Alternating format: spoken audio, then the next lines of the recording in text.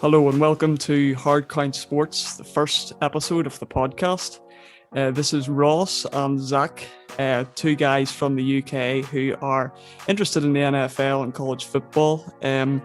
We are located obviously in Northern Ireland, as you can hear from our accents. It's not usual that you hear two guys talking about this sport from this side of the pond, but I'll introduce myself in due time, but I'll allow my co-host to go first in that. Zach, tell us a wee bit about yourself and what team you support and how you got interested in the sport.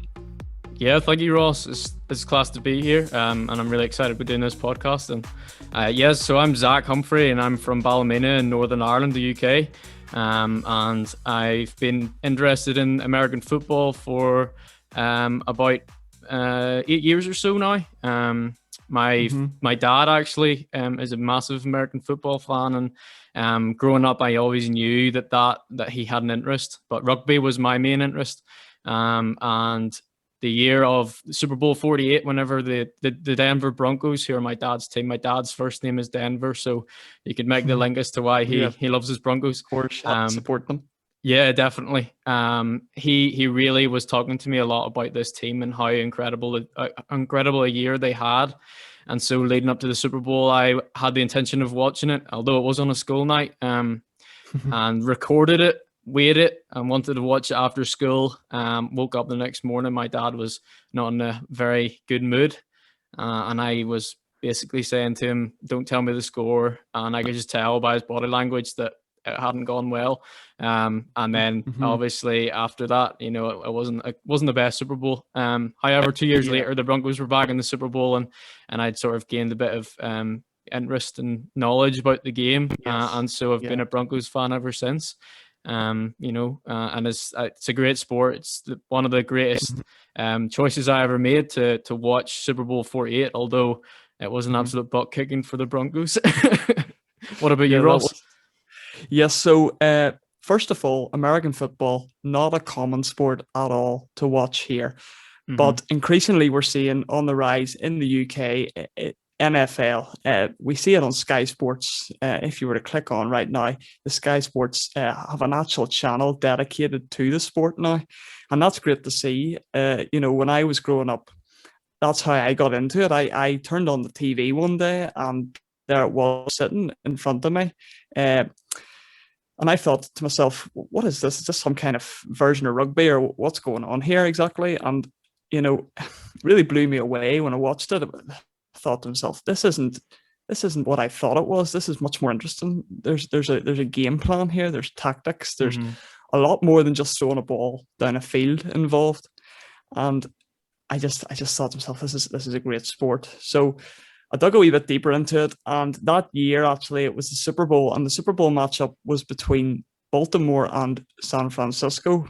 Now, watching that game, what a game, by the way, first of all. Colin Kaepernick versus Joe Flacco, two guys that completely different styles of quarterback. And sitting watching that game at the time, obviously as an unbiased fan at that point, I thought to myself, whoever loses this game is the team that I support, due to the fact that I don't want to really be the kind of guy that is the glory hunter who'll just go for the winning side. So as the game progressed, it was neck and neck really. But ultimately Baltimore prevailed, and there I was sitting at the end of the night as a San Francisco supporter. And I just want to touch actually on your own fandom of the Broncos. Not a usual case to see here in the UK, a Broncos fan. Much more common to have a San Francisco fan. It's just one of those teams that you tend to find is quite a well-supported team, especially with their links to Leeds football team. You tend to find, therefore, that a lot of UK fans will gravitate towards teams that have some connection with English football. But yeah, Broncos, the Denver Broncos are a team that have always been less represented in the UK, and it's great to see that you're representing them. Yeah, and sometimes whenever I'm watching them and I'm watching the terrible results and the absolute devastation that I go through some Sunday nights, I can understand why they aren't a popular team in the UK. But I It think it's is. class that the NFL and American football is such a growing sport in the UK. We also obviously we have the NFL London games and BBC coverage. But it's amazing to see, even since I became a Broncos fan not that long ago, just how much exposure and different ways of following the game there's become, and such a growth and investment in our lands, which is incredible to see. Definitely. It's fantastic for us as fans. Yep. No, it is, and you're 100% right. It's so well documented now on TV channels, and even the way walking down the street in Belfast, you see an array of teams being showcased, and like you of course you got to sit back and think how many of these guys actually know what team they're wearing, or the history and the background of them. But even if you were to ask the average guy in Belfast city centre, who's Tom Brady? Yeah. I think there'd be a decent amount of people who would know the answer to that. And there's definitely a lot of people who show an interest, and not even in just American football, in all American sports. But the two of us are taking a specific interest in NFL and college football. So we're just going to maybe share with you our vision for this podcast and what we're exactly trying to accomplish here, and why we're doing this. So first of all, the aim of this is to bring the NFL to the attention of more UK fans. And as we've mentioned already, it's already a growing sport. People know about it here. But we're looking to broaden the horizons of those who are fans, and those who are looking to be fans of this league. And you tend to find some guys aren't even interested in just following a team. You tend to see a lot of people who are interested in the daily ins and outs of an NFL week and just watching all the fixtures. So we're here to just give you that wee bit more insight, news coverage, and intellect on this beautiful game that isn't the usual games you see at this side of the pond. Yes, exactly. And to your point, I think that what we're going to try and accomplish here is to show you as UK fans that you don't have to be an American person. You don't have to live in a city in America to really, get in this sport. Yes, the time difference is a bit different on a Sunday night, and you will have to stay up late nights if you want to watch games live. But, you will have so many ways of following the game. And if you really invest yourself into the sport and to find out a little bit more about the sport, about its history, about some of the stars in the game and the rules of the game itself, I think, from my personal opinion, I've found it's one of the best sports, one of the greatest sports in the world, not only because of the actual game itself, but because of its roots and about the history of the game. It's fantastic. And so we want to try and reflect that, and try and gauge your interest into the sport, and really, I want to say, become ambassadors for the game, I suppose, as we do this podcast, which would be fantastic. Yes, it really would be fantastic. And you look at the UK side of things here, and it's very rare to find people who are ambassadors, as you put it, for the game. Those people who are promoting it. You've got the likes of Neil Reynolds for Sky Sports. You've got Osia Manura and Jason Bell, two guys who have been brought in by the UK. The NFL UK Live and events like that to help promote it to UK fans, but it's very rare to see two guys from here doing this kind of thing. But the other side of the ball is the college game, something you do very rarely hear about in the UK. It kind of goes under the radar quite a bit. And that's something that we are definitely trying to push onto those of you who maybe already know a wee bit about the NFL side of things, but just maybe want to take that extra step to figure out where are these athletes coming from? Where are these guys? How are these guys getting into the league? And what's the process there? So actually on this episode, our first episode ever, we are going to be joined later on by Portland State quarterback Davis Alexander, and that's just an example of a guy who is a small school quarterback, a small school prospect, who maybe just doesn't have the same spotlight that the likes of Trevor Lawrence or Zach Wilson or any of these big guys who you heard in 2021 going in the draft. He doesn't have that same coverage. And we want to, not only do we want to kind of introduce the game of college and introduce that side of things, but we also want to give a platform to the smaller athletes on that side of the game in order to up their profile, in order to give them a voice and a place to talk about themselves and talk about their game. Definitely. And I think, there's so much to learn from someone who has firsthand experience.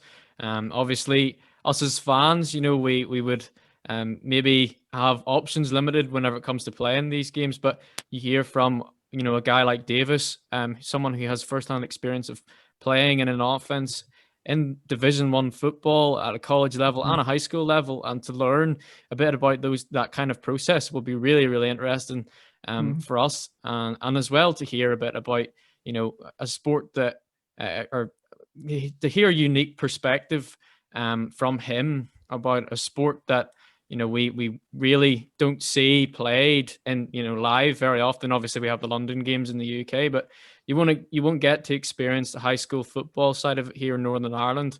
And I think that his experiences, his stories, and his personal opinions and the things that he can share with us, I think that'll be really really interesting insight into that. Yes, 100%. And the high school side of football is something that is just you never get to figure out exactly what's going on there. It comes close with the likes of rugby in this country, but never really close enough. The atmosphere that you get even at those smaller schools and those the atmosphere is massive. It's amazing. And incredible. Something that I suppose if you're a fan of this game, you have to experience once in your life. And we're just trying to give you a wee snippet of that by interviewing some of these guys who have come up through smaller high schools, are now attending smaller colleges and hope to make the NFL. That's their biggest dream. And you look at the NFL draft, there's so many guys who seem to get drafted in that.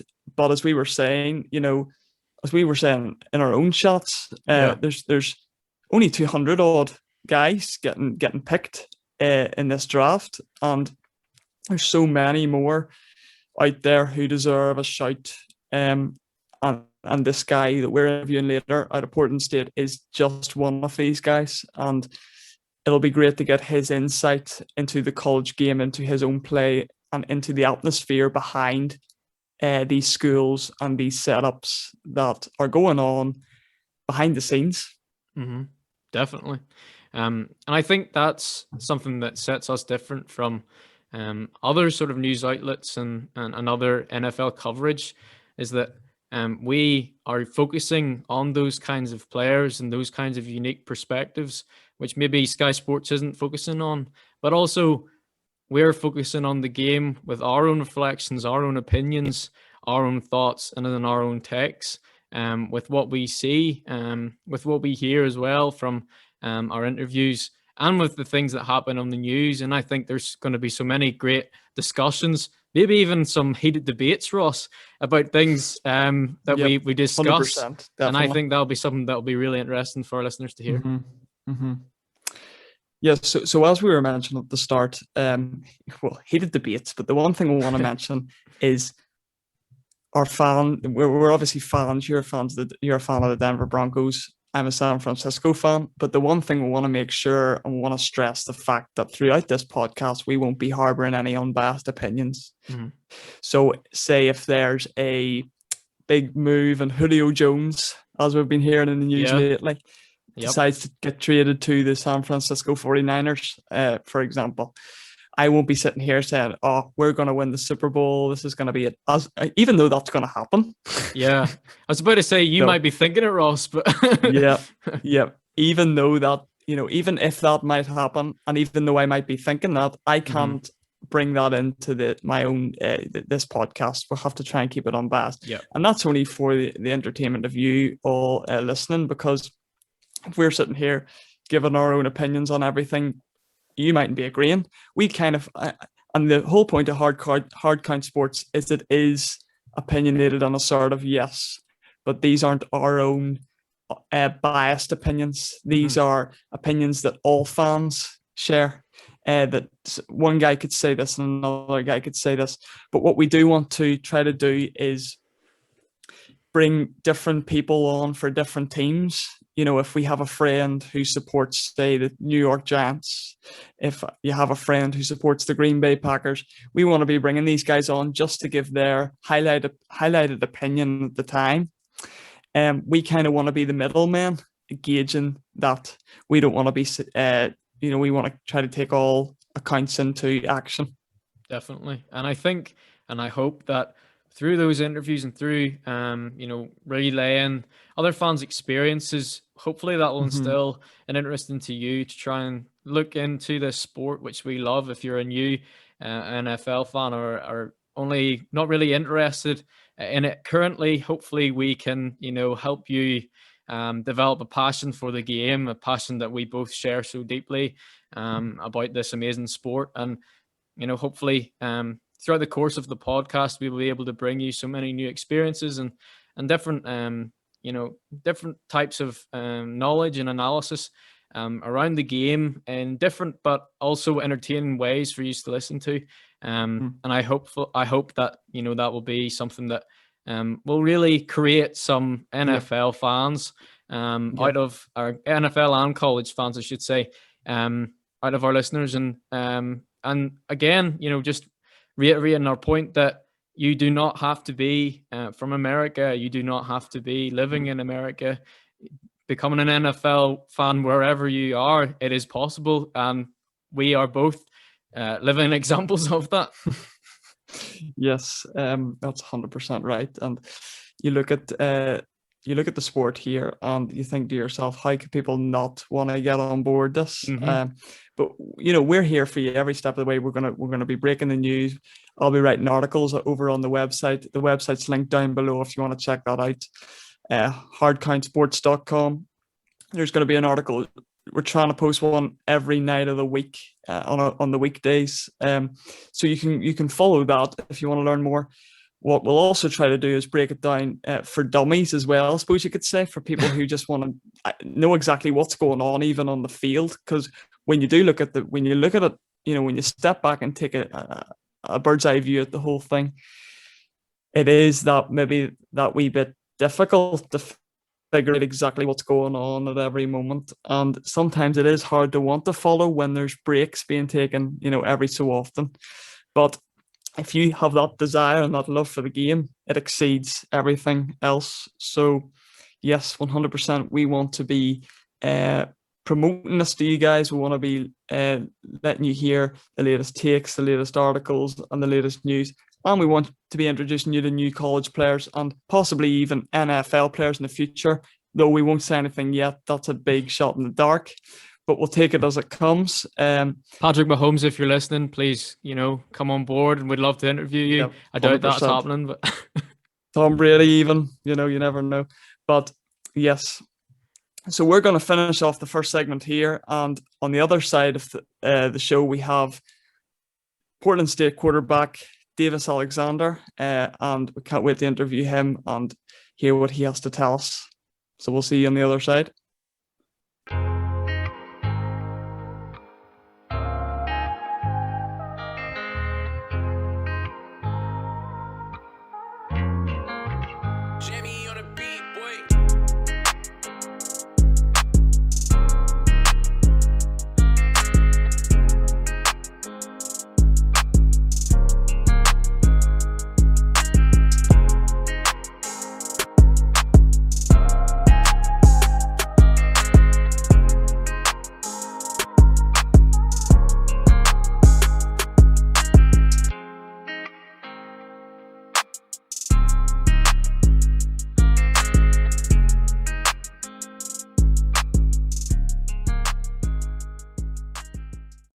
Okay, so we're going to kick off our interview now with David Alexander. Davis, it's great to see you.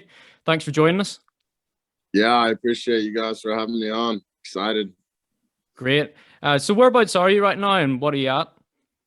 So I'm in Portland, Oregon, about as far west the United States as you can get.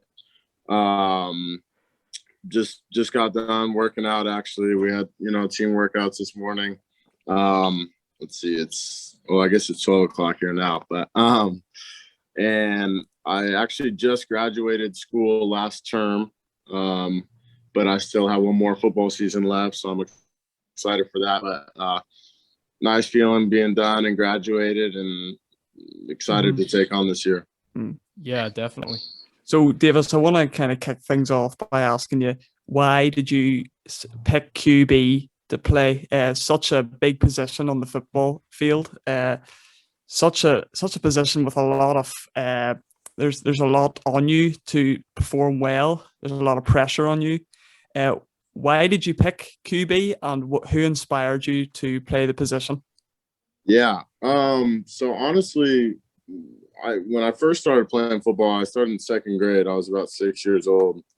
I just wanted to play any position. So they actually stuck me at offensive lineman, which is kind of funny because it's completely different than quarterback. Yeah. And then my mom ended up moving us to Washington, where I ended up growing up for a majority of my life. And when I got there, I was one of the better athletes, on the team. And I played baseball and had a really good arm, and they wanted to try me out at quarterback, and I stuck with it. And then, just through the year, that was in fourth grade. So through the years, I've just grown to, I love the position. I love having the pressure on you. I don't care, if it is all on me, win or lose, it's going to be on you, and I'd rather have it be in my hands than in someone else's hands. So I just take a lot of pride in that. I'm probably one of the most competitive people out there. So like I said, I'd rather the ball be in my hands than someone else's. Nice. I really like that attitude, and I think that's so important at a quarterback position. And I guess like you see Brady, he grew up a massive 49ers fan, and Joe Montana was his childhood hero. And for Peyton Manning, he loved Dan Marino, and he also loved his dad Archie. Was there a quarterback for you, maybe in the pro level, that you looked at and was like, right, that's the guy, that's my idol, that's who I want to sort of replicate in my career?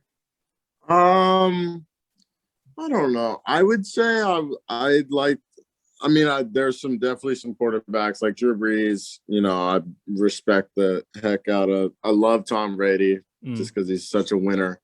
But I think like my playing style and just growing up, I tried to play a lot like some of the top college quarterbacks at the time. Like I was a huge Johnny Manziel fan.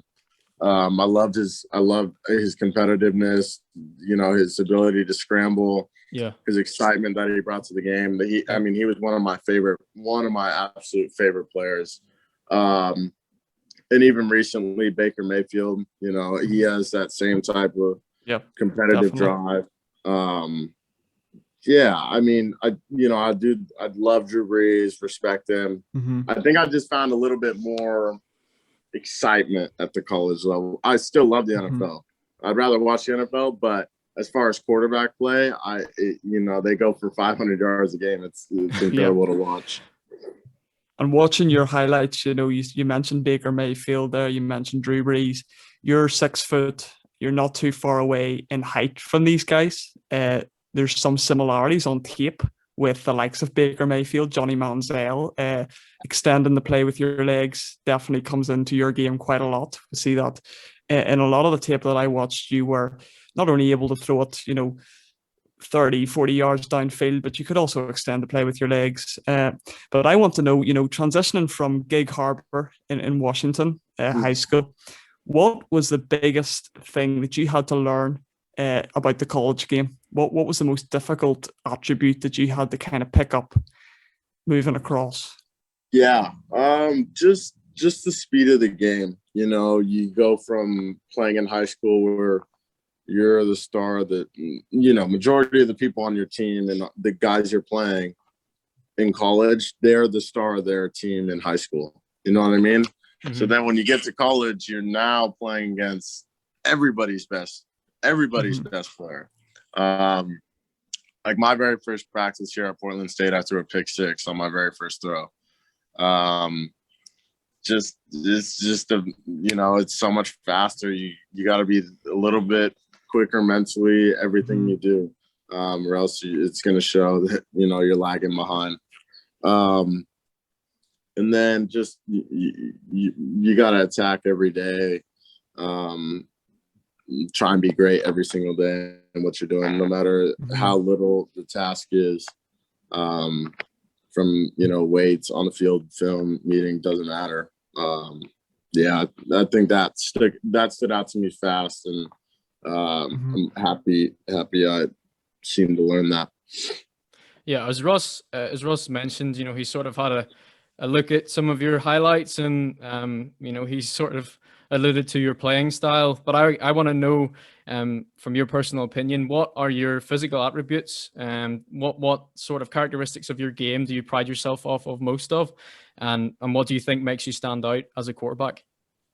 Yeah, I think the thing that stands out for me is that a play is never over until the whistle's done.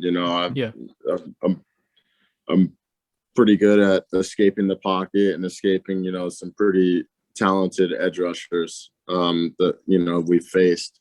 And that's what I try and preach to. I mean, our receivers know that, and they do a good job. But that's what I try and preach to them. It's just like, look, it's not over until I'm down, and I think that comes, from how competitive I am and just will to win. But that would be the thing that stands out to me the most. Yep. Yeah, 100%. You have that drive, and you seem to have the mentality to want to keep a play alive. And I was watching your highlights against Montana there recently. They have one of the best teams. Going into the season, they're going to be an absolute powerhouse in the division. And just looking at their team, and even during that game, you were down by quite a lot, but yet you still powered through each play. You stayed on the field, you found targets, you were willing to take big hits in the pocket. And that's just something that gives me a little insight into what goes on in your head. And that moves me on to my next question, which is about the intangibles, leadership, relationships with coaches and players and other QBs. What do you think, how important are those to you, especially going into your senior year, where NFL teams will be taking intangibles very seriously? What do you have to say on that topic? Yeah, I mean, especially at the quarterback position, you need to have all those key characteristics: leadership, competitiveness, all that stuff. I try and reach out to a majority of our teammates, and just because we got 110 guys, not everyone lives on campus, blah blah blah. But as a captain and as a quarterback of the team, you want to try and make sure that everyone feels involved. No task is too little. You know what I mean? A scout team player could scout team player could absolutely, make or break a week just based on whether he cares and is given a good look in practice.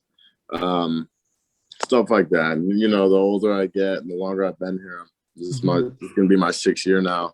I've just started to realize, I've started to learn and realize, and just try to get everyone involved and feel appreciated and give the best effort all the time.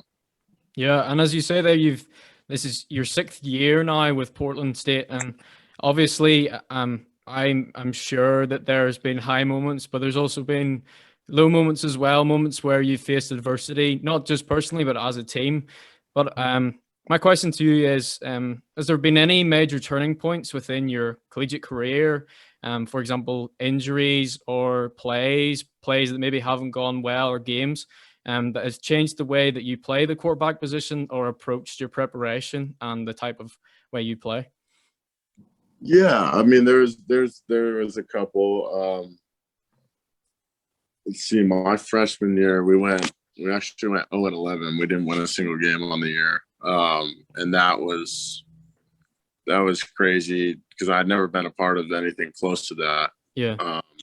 But it just made us all look and try and figure out how we can approach the season and make sure that never happens again. Then the next thing is last year I tore whenever we played last, tore my shoulder labrum and my bicep. I did that at the beginning of the year, but I was able to play through it. It hurt, but I was able to still go. But it doesn't really change the way I play the game. I mean, obviously, I got to protect myself maybe a little bit more, but you'll still get the same fiery competitive edge for me. And I'm not afraid to get hit or anything dumb like that. And Davis, I just want to go back to the Montana game that I mentioned earlier. Watching the highlights of that game and just kind of watching how you handled yourself and portrayed yourself that day. You rallied up the guys. You were down by a big score. What was going through your head in that game? Why did you have the mentality that you did that day? What gave you the hope and what gave you the motivation to continue playing in a game that was lost really come the third quarter? What was going through your head that day? Just because, I know how explosive our offense can be, no matter, I think we were down 27-0 at half. And then I think we punted first series and then our defense got a stop and then we scored the second play of the drive. So we went down 27-7 with 10 minutes to go, I want to say. And I felt like we were still in it. Still had a chance, and obviously, you want to keep your team in it, and being a leader of the team, people are going to follow your leader. So, I just tried to, will us as far as we could go or whatever. But, obviously, we didn't come prepared well enough. And the other guys in the quarterback room, obviously this is your last year at Portland State.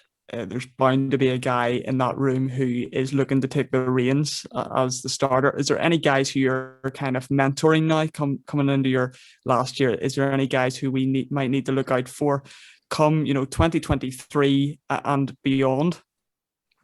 Yeah, I try and, talk at least mentally through with all of our guys, not just whoever they think is going to be next, whoever our coaches think is going to be the next guy or whatever.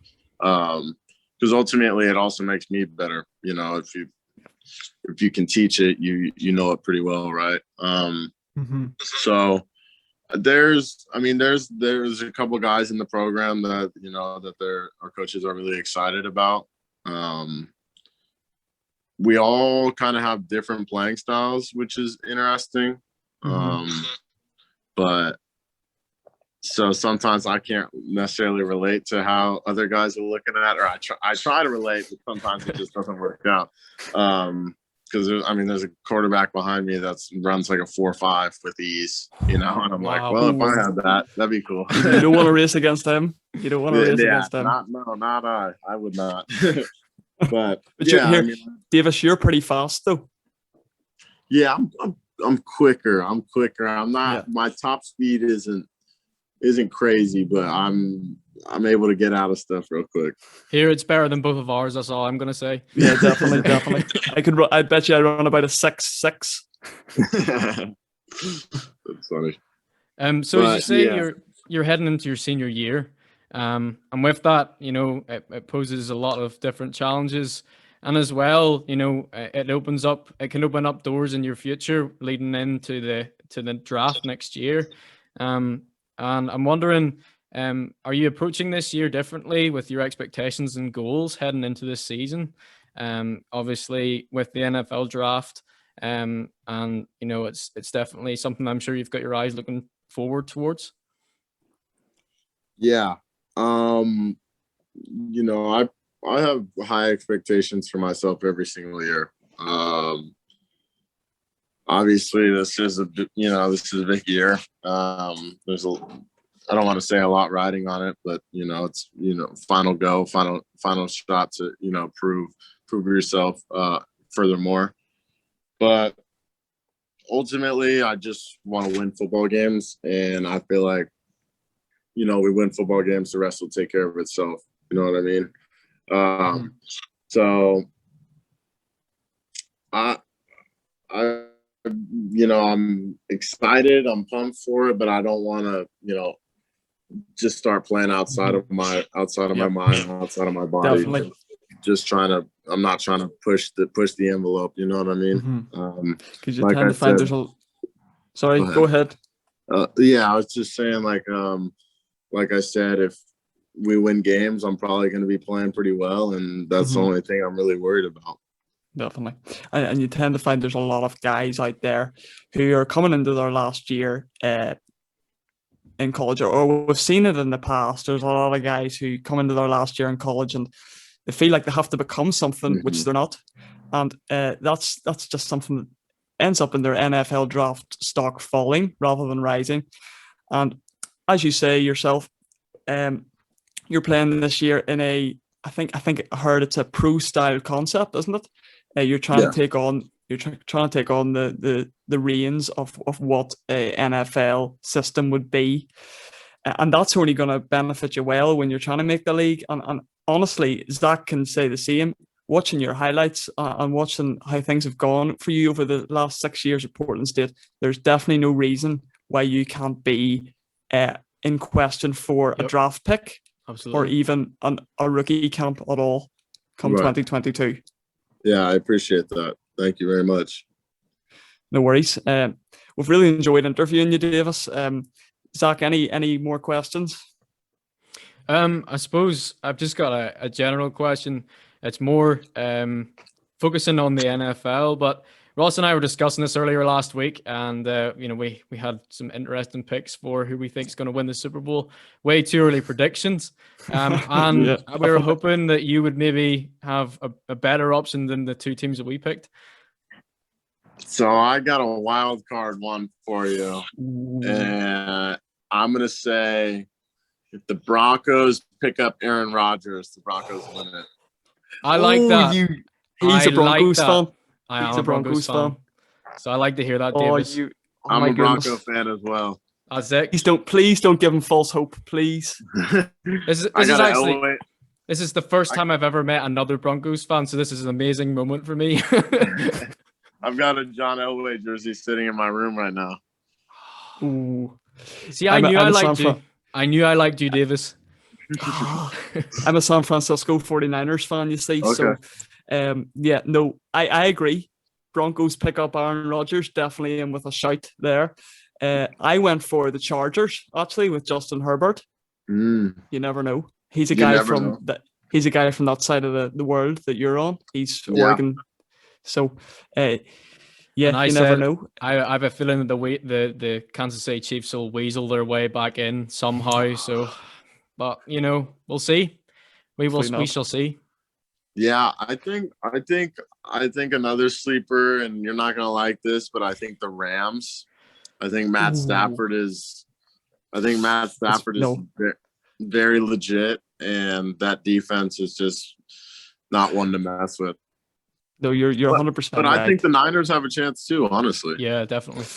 Yeah, I mean, Kyle Shanahan can't be, he's what a play caller he is. He seems to have a great grasp on the offensive system that he runs, and it's his own system, really. He's molded it into his own. And but you look at the Rams, you look at Matthew Stafford that have now, for so long Sean McVay played with a quarterback that he didn't really want in Jared Goff. He wasn't the type of guy that could run his offense effectively. Mm-hmm. And now he's got Matthew Stafford, and the world's his oyster with him. Right. Yeah. No. I've always been a huge Matt Stafford fan. He's done amazing things, and if you look at what all his teammates say about his past teammates, Calvin Johnson, Golden Tate, guys like that, they only speak the world about him. Yeah, definitely. Yep. Well, there you go. We've got a few sleeper teams there. Davis, it's been great. It's been a pleasure interviewing you. Thank you for being our very first guest on this podcast. Would love to have you on again, maybe mid-season, just a wee chat with you. It's just to see how things are going. But all the best for the upcoming year, and we hope that it goes well for you come the draft as well. Go Vikes! Yeah, go Vikes! Go Vikings! Yeah. Very nice to meet you guys, Ross. Zach. Yes. Thank you very much. Perfect.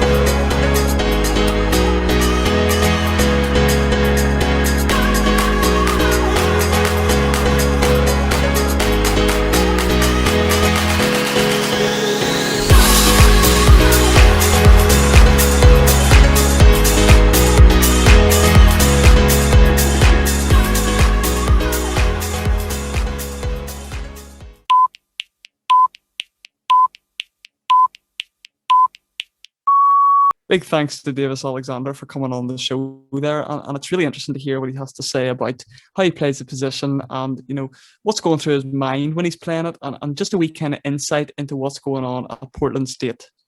Yeah, absolutely. It was fantastic for me personally, because it's, actually my first ever time interviewing someone who is a quarterback in any sort of shape or form. And for that, it was really interesting to hear from a first-hand perspective of the preparation that goes into the game, and also the mental aspect of it. I thought that the way he approached the game and how he explained about that was really impressive. And some of the stuff he was talking about reminded me a bit of Tom Brady's mental approach to the game and his motivation side of it, and just how important that is. Yeah, and the one thing I couldn't get over is just how he views the game and what goes through his head in the moments where plays are breaking down around him. And, he says he can extend the play. And I mentioned that Montana game to him, and he just knew immediately what I was talking about and the situations that he's thrown into and the adversity that he faces. And it's really good to see a guy who has that physical and mental kind of sustainability, I guess you could say. He just knows what to do in situations. He can face them, and he knows that he has the support of his receivers and his coaches and the rest of his offense, really the whole locker room around him. And that just doesn't come easily. He's the kind of guy, and Zach, you said it to me, he makes you feel very welcome. When we started interviewing him, he just had a kind of air about him that he was really easy to talk to. He was really easy to get on with. And it'll be the same with his teammates and his coaches. They all probably gravitate to him. And this is the reason that he is the starting quarterback and a captain on the Portland State team. Definitely. And, it was also very interesting to hear about his, approaching the senior season and just how important a year this will be for him and his playing career. And as we continue on, we're going to reflect upon some players who've been through this process that Davis is hoping to go towards and aiming towards this season with the draft, and some of the new faces towards the NFL. Yes, definitely. We've got 5 big names who have gone there in the first round back in April. Trevor Lawrence out of Clemson. Then we had second overall, Zach Wilson, a guy I had never really heard much about out of BYU. Third then was the big guessing game. Trey Lance went to the 49ers with the third overall pick. A guy out of a small school, a small team. And North Dakota State is a team, FCS. They're not really a team that has a lot of coverage and a lot of attention. The same really with Portland State and the likes of Davis. And then you go to Justin Fields, a guy that somehow managed to fall out of the top 10 and was picked up by Chicago. That was a real wild card there. And then we saw Mac Jones going to the Patriots, which in my opinion was always bound to happen. Somehow Bill Belichick made it happen. Yeah. And I'd just like to kick off with a question to you, Zach. Okay, fire away. Looking at the top 5 guys, who do you think has the biggest weight on his shoulders going into this upcoming season? Well, I think to start off with, every player who's selected in the draft in the first round, especially a quarterback, has an insane, insane expectations to deliver. And so not just because the draft is a moment of hope for every single fan. You have literally Bengals fans and Tampa Bay fans thinking, right, this is it. We're going back to the Super Bowl. Everybody has hope at this point in the season due to these new recruits and these new players.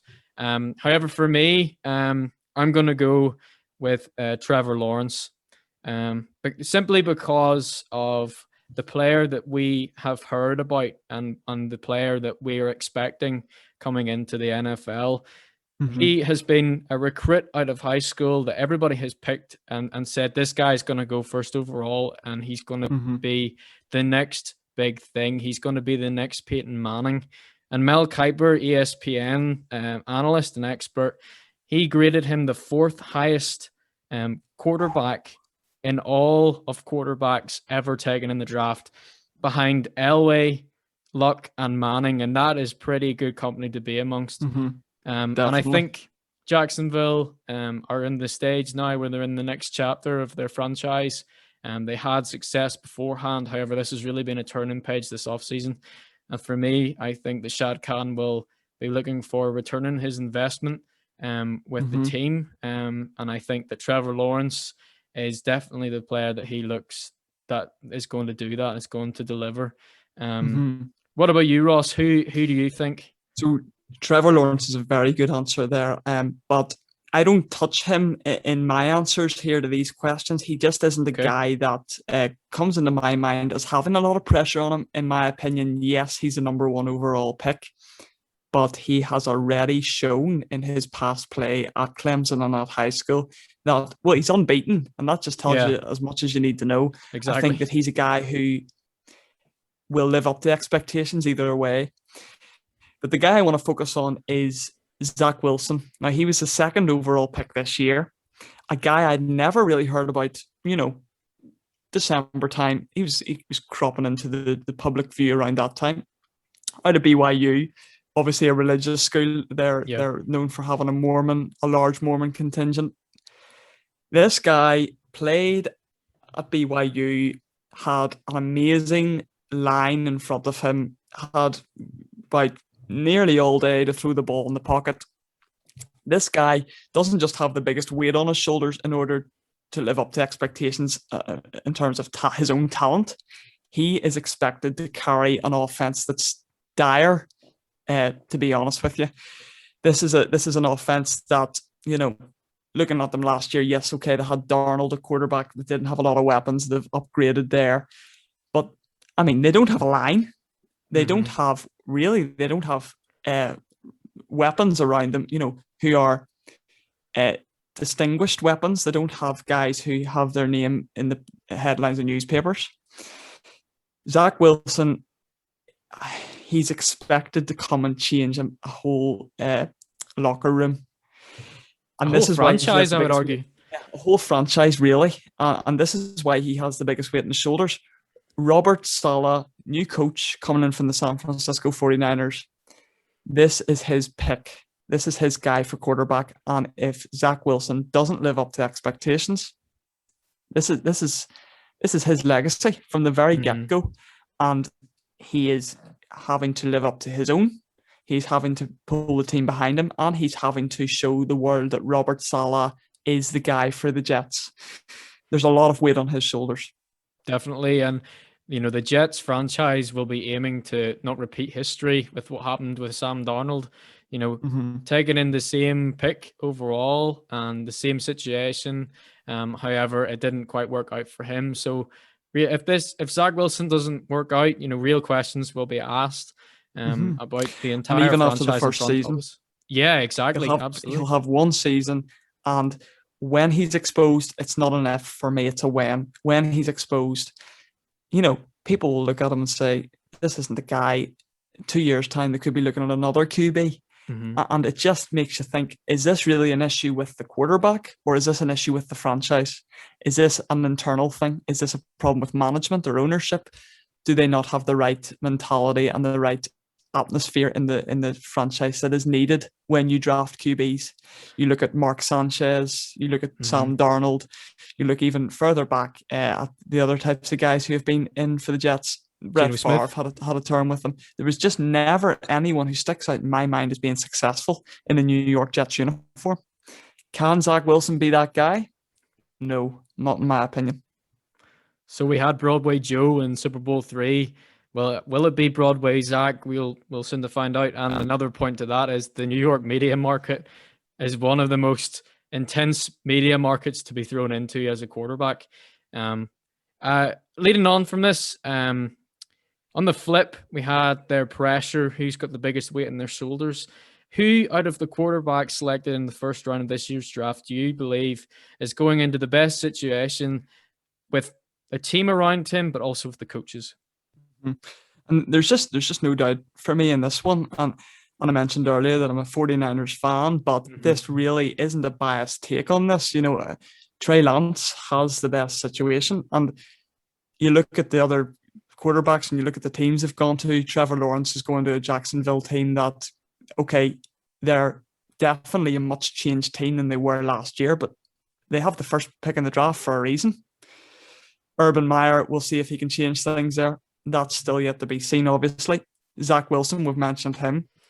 Justin Fields comes close for me, but even so, he doesn't have a play caller like Shanahan calling the shots for him. And Trey Lance has the best defense. He's got the best running game to hand the ball off to if he himself is in trouble. Wide receivers very much up in the air. We could be seeing a very changed room if Julio Jones' trade does go through to them, though that's not obviously set in stone by any means. That's very much up in the air. But Trey Lance is a guy that I feel has gone into the best situation, and he sits behind Jimmy Garoppolo. So what more do you want to say? Yeah, and for me, I also would pick Trey Lance. I think the coaches around him as well is a fantastic situation for a rookie quarterback. You have Kyle Shanahan, an offensive guru who has done fantastic things around the league. His dad, obviously, Mike Shanahan, had much success with the Denver Broncos and other franchises such as the then Redskins. But I believe that Trey Lance, there has been an investment trading up to get the third overall pick. And there were whispers that they might take Mac Jones and whispers that they might take Justin Fields. But Trey Lance seemed to be the guy that everybody really was was all in on. I think to your point, he has a great offensive team. The defense, that 49ers defense is insane. And not too long ago, that same team were in the playoffs and went to the Super Bowl. And I would argue we're a quarterback play away from lifting that Lombardi. Definitely. And not too long ago were they picking Nick Bosa with the second overall pick. You have to remember this team has had many guys. They've had many picks even in the first few. In the top 10 of the NFL draft. Yeah. They've had the top pick of talent in the last few years, and Trey Lance is just another one of these guys who's coming into a very complete locker room. Moving on from that then into the other side of the kind of equation, we see we look at the types of guys who have been drafted, and we kind of sit back and think, well, who's actually set up the field? Who would you say is going to be the most kind of the guy who has the most pressure on him in order to live up to, but will eventually fail? See, for me, I think it's a choice between two players. I think Justin Fields, the fact that he fell as far as he did, obviously Chicago looked at each other in the war room and went, we could actually get him, and so pushed all the chips into the middle of the table. They sent to the Giants their 20th overall pick, their 5th round pick from this year's draft, a first-round pick for next year and a fourth-round pick, and they did not move up that far. 9 picks for all of those picks to trade to another team in order to move up 8. That is a lot of investment for a player, and I have concerns over Ohio State quarterbacks. Obviously, in the past, they haven't worked out with some bad examples. However, for me, the biggest failure situation, I'm going to choose Zach Wilson here. I think that he has been placed into a tough situation under a new head coaching staff. And I do believe that Robert Saleh will, find his feet as a head coach. I think that this season will be a rough one for Jets fans. As you alluded to, I think the O-line needs some work, and there's other obviously issues. Zach Wilson, in my opinion, doesn't really have any weapons around him either. He's not working with very much. And so for me, I think that it's a baptism of fire this season for Zach Wilson. Yeah, and I agree with that, actually, because Zach Wilson is being thrown into a situation which he really actually has no control over. But we've mentioned him, and in my opinion, the answer to this question is Justin Fields. Yeah. An Ohio State quarterback. Now, Ohio State haven't got the best track record when it comes to producing quarterbacks. But the thing about Fields for me is you watch his tape and you realize that this guy is very much a guy that he relies on the play caller. And his coach at Ohio State basically drew up most of the plays for him to follow. Will he get the same from Matt Nagy? Okay, Matt Nagy, he has a good offensive mind, but I think that Justin Fields is set up to fail. And you see, even looking at his weapons that he has around him, or lack thereof, Chicago hasn't really got a number one receiver. Allen Robinson, comes close. But I don't think it's enough to see him through. And he hasn't got a defense that is established enough in order to see him through. And the other thing about Justin Fields is if they decide to throw him in on week 1, definitely. Say they say to Andy Dalton, no, you're taking a seat here. We're throwing in the young guy.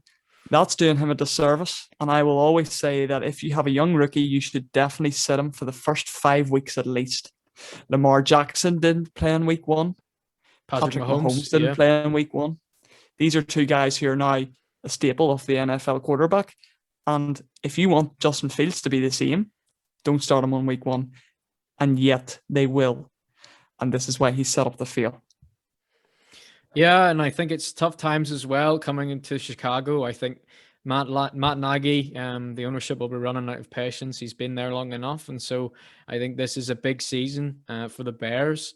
And also, if Aaron Rodgers stays in that division, I don't care whatever Justin Fields does. In my opinion, the Packers will be taking that NFC North because Aaron Rodgers will be playing angry. When we think of NFL draft, we think of the players. They get on the stage, they get their shirt, and their dreams are come true. But with that comes rookie deals. It's life-changing money for these players. Sometimes the player does their rookie deal, and that's enough for them in the NFL. They're away, or else they're on the backup role or practice squad. But if out of these quarterbacks, which one for you stands out as the player who's going to receive a nice little payday when it comes around to their second contract? Yep. So there's the obvious answer to this question, and it's Trevor Lawrence. Duval need their quarterback, but that's not the one I'm going to. I'm going for the unmentioned, Mac Jones. Now, this is a very controversial answer to this question because Mac Jones, you look at it, all you need to do is look at his body shape, and he doesn't scream franchise quarterback. But this is a guy that has the opportunity to come in, and he will definitely sit for the first season. I cannot see Bill Belichick putting him in. Not a chance. Maybe at all this year. He's got Cam Newton. And sitting behind Cam Newton, a very different quarterback to you, but you tend to find that these guys will learn and will pick up quickly. And have a willingness to learn the offense. And Mac Jones is an Alabama guy. He's smart. Okay, so he understands what's going on around him, and he is Bill's kind of guy. And I think even if he hasn't performed well over his tenure, of his first rookie tenure contract at New England, Bill won't want to admit it, but he'll say, yeah, Mac, you can come back. I don't care how bad or how good you played during this contract. We're giving you a second one. Because the thing about Bill Belichick is he hates to be wrong. He hates being wrong. Definitely, and you see with Jared Stidham as well, who flirted with a few starts the past couple of seasons whenever Tom, decided to go leave the Boston snow for the Florida sunshine. Obviously, he came into the starting role and maybe didn't wow anybody with his ability or anything really, in my opinion. However, if you have a look at the quarterback situation in New England, Jared Stidham is still there. I think as well, you said about Mac Jones's infamous body picture that went viral online, and yes, that's it. He doesn't look like he's been, in the gym much. Do you know who else didn't look like they were in the gym much whenever they were getting drafted? Mr. Thomas Brady. So I think yes, that's a great example. So it is. Sorry, go ahead. I think yes, I believe Mac Jones will get a second contract, and I have a feeling that he will be in New England for a while. However, when it comes to the paper, I don't think Mac Jones will be able to splurge as much as Trevor Lawrence will. I have a feeling that if Clemson Trevor Lawrence, college Trevor Lawrence, and high school Trevor Lawrence can translate into the NFL, we will see Patty Mahomes knocked off his perch, and Trevor Lawrence will bring the biggest contract in the NFL to Jacksonville, Florida. You see, this is the thing, and I don't want to be wrong here in what I'm saying. I think I'm nearly right. But Skip Bayless said recently that Trevor Lawrence is the kind of guy that brings a whole new generation and a whole new demographic to the game of football. He's the kind of guy you look at and say, oh, I know him. He's a Tom Brady. He's the future Tom Brady. Everyone, as we've mentioned earlier at the start of the podcast, everyone knows Tom Brady's name. I'd say in 5 years' time, everyone will know Trevor Lawrence's name. Whether you like it or not, he's the guy that he's the picture boy for the NFL for the next 10 years. What I hope is that he can make enough money out of his NFL career that he can go and visit the barber shop, because his hair is not 100%. Doing it for me at all. Well, that's all part of the look, isn't it, Zach? Really, at the end of the day, part of the brand. It is part of the brand. Part of the brand. It is. And some of those questions are very good, because a lot of people really, when they look at rookie quarterbacks, they don't dive deep enough. They sit and look at them and they think, well, here, he's going to San Francisco. He'll do well. He's going to Chicago Bears. Oh, that's really strange, but I think he should be fine. When you dig deep into these guys, you tend to figure out that no matter what the situation, it's not always good, but it's not always as bad as you think either. And exactly. I think we'll figure out in due course who's going to be the successful one. All it takes is one season. And after watching the previous season there go by, you look at the likes of Joe Burrow and you think, yes, he's good as long as he can stay healthy. But the guy who stands out to you the most, Justin Herbert, when this time last year we were sitting there thinking, who on earth is this guy from Oregon? Why is he going to the Chargers? Absolutely. And there's always those kinds of players in the draft. You look at even Lamar Jackson, who fell so far. Everybody sort of forgot about Lamar Jackson in that draft and looked to other players. And then he sort of disappeared for a brief minute, came back with an MVP season as a starter. And so, it takes time. It will take time for these rookies to really find their feet in the NFL. And as Davis was saying, the jump up from high school football to college football was massive. It's the same situation for these guys too. It's a completely new world that they're entering into. Definitely. And it's sometimes even more difficult than the high school to college. And it'll be a rude awakening for some, but for some, they'll take it under their wing. And I hope that the 5 guys are all successful in the league. Definitely. But that's not going to happen. I mean, all you need to do is take a look at the past 16 years drafts, and you think to yourself, where are all these top 10 quarterbacks now? You know, Russell Wilson wasn't a top 10 pick. He was not. Andrew Tom Brady Luck would probably be the only guy. Yeah, Andrew Luck would probably be the only guy you'd look at and think, yeah, okay, he's worthy of a mention here, but he's not even in the league anymore. Exactly, yeah. There just seems to be something going on with that, and I hope that some of these guys can break that curse. Definitely. And it's so exciting. I always get really excited about the draft because you have these new additions to the league. They inject a bit of youth, a bit of hope, and a lot of excitement into the league, into the teams that you face. And so I'm really looking forward to sitting down in September and watching games and seeing these guys perform and seeing just where their career takes them. And, I think the thing with Trevor Lawrence is he was selected by Jacksonville. And so we as UK fans will have an opportunity to travel to London on multiple games throughout the year and be able to see this player, see Trevor Lawrence, this hopeful future superstar of the NFL. So if you told me that I would be able to see a Tom Brady-like talent or a Peyton Manning-like talent, and he's only a 40 to 50-minute flight away, sign me up. I'm away. I want to see him, and that's incredible that we'll get the opportunity to see him play. Definitely. Well, Zach, it's been a pleasure doing this first podcast with you. And, well, I guess we'll both be back next week. We will. We are your 2 hosts after all, and you'll see us again next Tuesday. We'll be back with another prospect. Well, I think he's a JUCO guy. His name's Manny Naj. He's a linebacker out of Jamestown, which is located in North Dakota. So we can't wait to have him on. But other than that, Zach, I think this has been a successful go at this. This is our first one, obviously. So if you liked it, maybe think about the subscribe button. We don't want to be the kind of guys asking you to subscribe and like and all that there. But at the end of the day, if you liked it, don't be afraid to. And if you enjoy what we're saying, you can maybe see some of the other stuff we've written out. As I mentioned at the start, there's a wee website down there that you can click on. And if you have any questions about the NFL or college football, or even how to get into watching the game, please reach out to us and let us know. We'll be more than happy to guide you in the right direction.